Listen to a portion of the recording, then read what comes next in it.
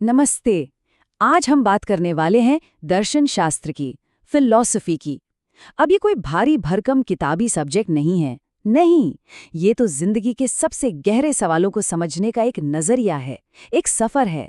तो चलिए इस सफर की शुरुआत करते हैं। कभी सोचा है कि हम है कौन, क्या है सच, क्या सही है और क्या गलत? ये वो सवाल है जो हम सबको कभी न कभी परेशान करते हैं। और जानते हैं, यही सवाल, यही जिज्ञासा फिलॉसफी की एकदम बुनियाद है। तो फिलॉसफी इन्हीं सवालों के जवाब खोजने में हमारी गाइड बनती है सदियों से। ये कोई रट्टा मारने वाला सब्जेक्ट नहीं है, बल्कि ये सोचने का एक तरीका सिखाती है, एक फ्रेमवर्क देती है जिससे हम अपने विचारों को एक सही दिशा दे सकें और दुनिया को ज्यादा गहराई से देख पाएं। तो चलिए पहले सेक्शन में देखते हैं कि फिलॉसफी का ये रास्ता इतना अनोखा क्यों है। मतलब दुनिया को तो विज्ञान भी समझाता है, धर्म भी, तो फिर फिलॉसफी अलग कैसे है? अच्छा, इस पर नजर डालिए। यहाँ 3 रास्ते दिख रहे हैं, फिलॉसफी, साइंस और रिलीजन। देखिए, साइंस का आधार है फैक्ट्स और एक्सपेरिमेंट। वो हमें बताता है कि दुनिया कैसे काम करती है। रिलीजन यानी धर्म, वो आस्था और विश्वास पर टिका है। लेकिन फिलॉसफी, इसका आधार है तर्क, लॉजिक। ये हर चीज पर सवाल उठाती है। ये कैसे से ज्यादा क्यों पर फोकस करती है। किसी भी मान्यता को बस यूं ही नहीं मान लेती। अब बढ़ते हैं हमारे दूसरे सेक्शन की ओर। अगर फिलॉसफी एक सफर है, तो उसका एक नक्शा भी तो होगा, है ना? तो चलिए इस नक्शे को थोड़ा समझते हैं। देखिए, इस सफर में रास्ता भटकने का डर नहीं है, क्योंकि हमारे पास एक मैप है। और ये मैप क्या है? ये हैं फिलॉसफी की अलग अलग ब्रांचेस, मतलब शाखाएं। ये हमें अस्तित्व, ज्ञान, नैतिकता, इन सब बड़े बड़े इलाकों को समझने में मदद करती हैं। इस मैप का पहला और सबसे गहरा हिस्सा है मेटाफिजिक्स, जिसे तत्व मीमांसा भी कहते हैं। ये वो ब्रांच है जो अस्तित्व के सबसे बुनियादी सवालों से टकराती है, जैसे सच में क्या रियल है और क्या सिर्फ एक भ्रम।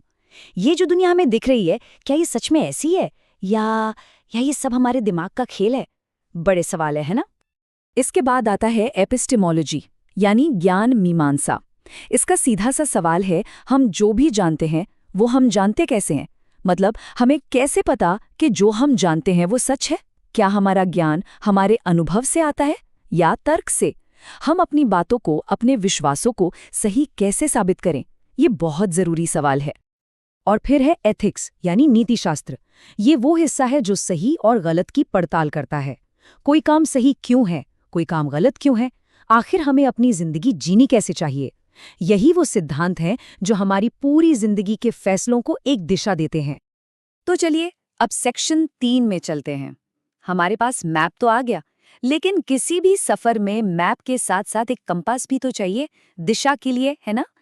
फिलॉसफी में वो कंपास है लॉजिक और रीजनिंग। हाँ, तो मैप तो देख लिया, लेकिन दिशा कौन दिखाएगा? वो काम करता है कंपास। और फिलॉसफी में ये कंपास है तर्क, लॉजिक। ये कोई हवा हवाई बातें नहीं है। फिलॉसफी में हर चीज के लिए एक व्यवस्थित तरीका होता है। और यही लॉजिक और रीजनिंग वो टूल्स हैं जो हमारे बिखरे हुए ख्यालों को एक मजबूत तर्क में बदल देते हैं। अब देखिए, तर्क के भी 2 मेन रास्ते हैं। पहला है डिडक्टिव रीजनिंग। ये जनरल से स्पेसिफिक की तरफ जाता है। जैसे अगर हम कहें कि सारे इंसान एक दिन मरेंगे और राम एक इंसान है, तो नतीजा क्या निकला? राम भी एक दिन मरेगा। ये नतीजा 100% पक्का है। दूसरा है इंडक्टिव रीजनिंग। ये स्पेसिफिक से जनरल की तरफ जाता है। जैसे मैंने आज तक जितने भी कौवे देखे सब काले थे, तो मैं शायद ये मान लूं कि दुनिया के सारे कौवे काले होते हैं। पर क्या ये पक्का है? नहीं। हो सकता है कहीं कोई सफेद कौवा भी हो। तो यहाँ नतीजा सिर्फ संभावित है, निश्चित नहीं।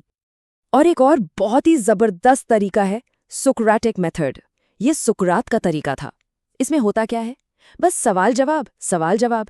एक सवाल पूछो, जो जवाब मिले उसका विश्लेषण करो, फिर उस जवाब के आधार पर एक और सवाल पूछो। और ये सिलसिला तब तक चलता रहता है जब तक कि सारी गलतफहमियां दूर ना हो जाए और हम सच के और करीब ना पहुंच जाएं। कमाल का तरीका है ये। तो अब हम अपने आखिरी सेक्शन पर आ गए हैं। हमने मैप देख लिया, कंपास भी समझ लिया। लेकिन अब सबसे बड़ा सवाल, आखिर ये सारा सफर हमारे लिए मायने क्यों रखता है? हमारी रोजमर्रा की जिंदगी में इसका क्या काम?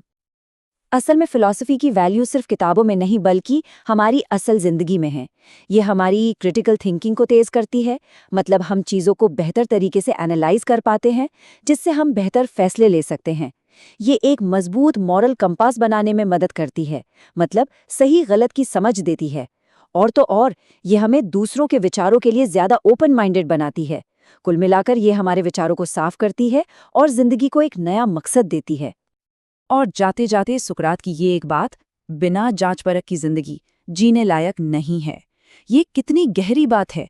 ये हमें याद दिलाता है कि ये जो सवालों का सफ़र है ना, यही हमारी जिंदगी को असल में मीनिंगफुल बनाता है। तो आखिर में बस एक ही सवाल बचता है, क्या हम अपनी मान्यताओं, अपने जीवन को सच में जांच परख रहे हैं या बस जिए जा रहे हैं?